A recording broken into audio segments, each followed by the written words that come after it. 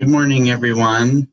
So welcome to our prediabetes tabling prevention. Today we're going to be talking about how you can use exercise to help prevent or delay diabetes. So of course we're going to go back into the basics. So what is prediabetes? So prediabetes is when your blood sugar levels are high, but not quite high enough to be diagnosed with type 2 diabetes. At this point, insulin resistance is starting to occur, so your body is starting to not being able to use insulin as well as it should. And it's also important to note that a lot of people don't actually experience any symptoms, if any symptoms at all, during this point. So how prevalent is prediabetes? About 1/3 of the American population of adults have prediabetes. So about 8 in 10 people with prediabetes don't realize that they actually have it because there's not a lot of associated symptoms with it. And it's kind of an underlying thing that you wouldn't know unless you specifically know how to assess your risk, or unless you get your blood sugar tested.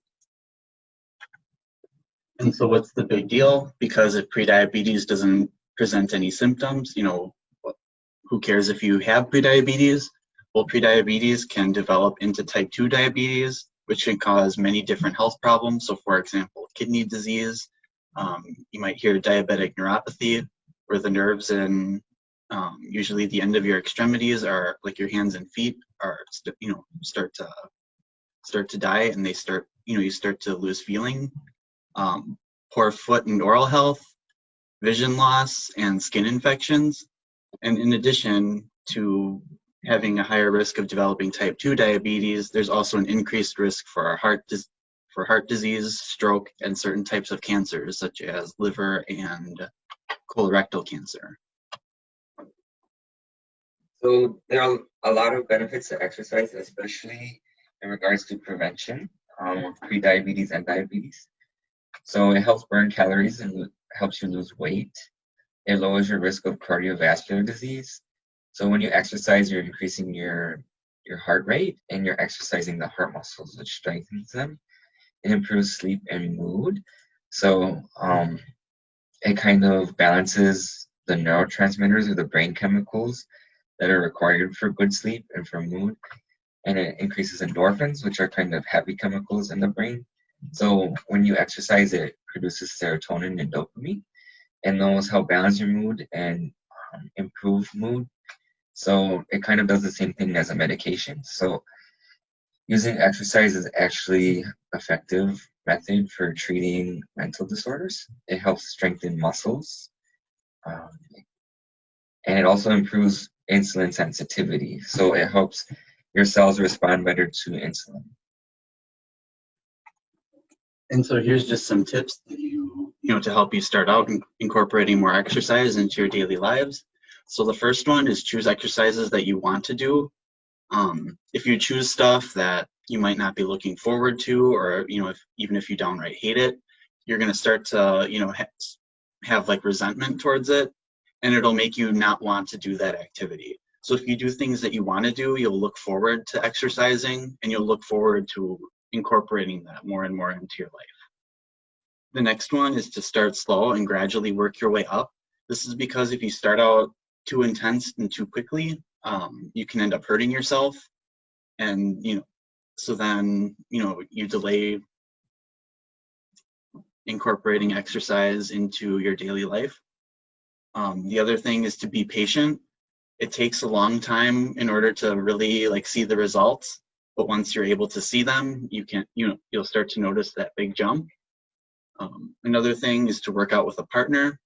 Working out with a friend can help you keep each other accountable, and it can it's something to do with with your friends.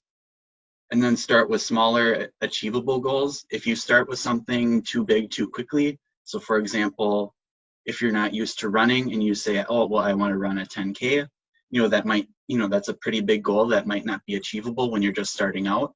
So you might want to start out with, I'll walk or run a mile every once a week or something like that, to help you kind of work up to, it goes hand in hand with working gradual, starting out gradually to work your way up to larger and more achievable goals. So it's important to stay motivated. Some movement is better than no movement, and everyone gets off track from time to time. So it's kind of like you don't want to have a all or nothing attitude. No matter what you're doing, you're still working towards your goal, and you have to look at the progress you made rather than the progress you need to make.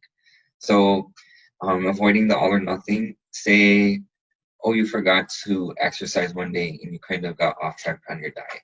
So instead of having the all or nothing attitude where you're like, oh, I messed up, I'm just gonna kind of go out the way again and do what I got, or do what I want to do because, you know, I failed and now there's no turning back. That's not a good mindset to have. You kind of want to shift the mindset into, okay, I had a bad day, but I can start tomorrow or even my next meal in a better mindset. And that's a way that you can really make progress within your exercise routine and also dieting. One thing I do want to add that I forgot to include in the PowerPoint is it's pretty common when you start to exercise more, you might actually gain weight. And then you might think, oh, well, I'm doing something wrong, or you're not doing as well as you should. But it's actually a little weird because you'll start to lose weight, but at the same time you're also building stronger muscles. And so as you build muscles weigh a lot more than fat. So as you what you lose in fat might actually come back as muscle. So it sounds a little strange, but you might actually gain weight in the beginning of your, as you incorporate more exercise into your routine. So just being mindful of that just because you gain weight, it might not necessarily be because you're doing something wrong. It might be because, you're adding more muscle mass to your body.